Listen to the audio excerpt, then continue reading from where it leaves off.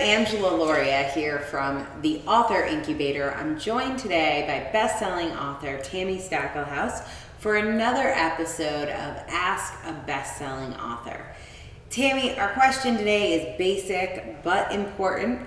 How do you write a book that makes an impact? What do you think are the key elements of your book? Your book is one of our best sellers of all time, one of our highest earners of all time. What do you think are the key elements that are most impactful?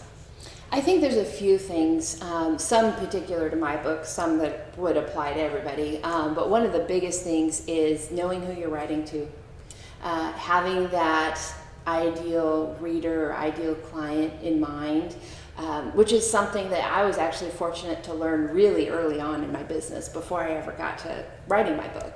So I knew really who I was talking to, and so I could speak her language.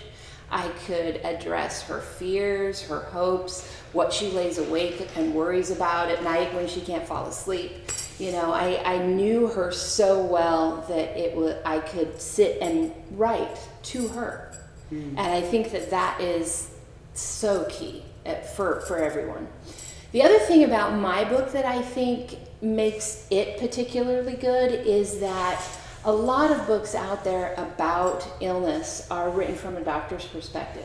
Now, some of those doctors may also have the illness.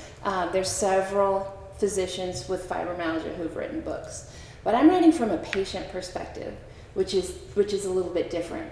And so me, being me, sharing my stories, my experiences, being authentic in the book, you know, here's the stuff I've dealt with and here's how I dealt with it, I think really resonated with people because I was one of them. Yeah.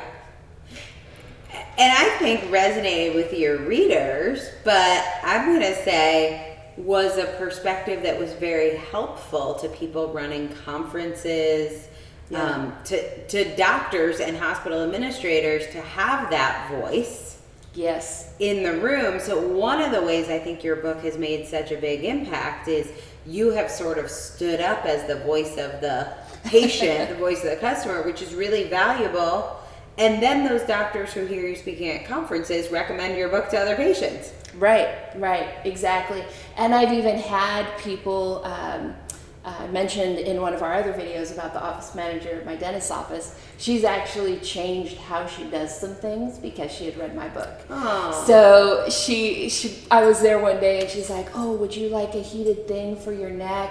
You know, because she knew that being in a dentist chair and being stressed about it and, you know, would cause me to have more pain. So she gave me this heated rice thing, you know, to go around my neck. And do you need a blanket? And what can I do? She's like, helping people with fibromyalgia is my specialty now. Which I just love because it's now made that experience better for everyone who comes. Right. So totally. Yep. Your book can have an impact. One of the things I would challenge you to is to imagine what that impact is. Mm-hmm. Where and how will your book change the world? Put that in the comments below.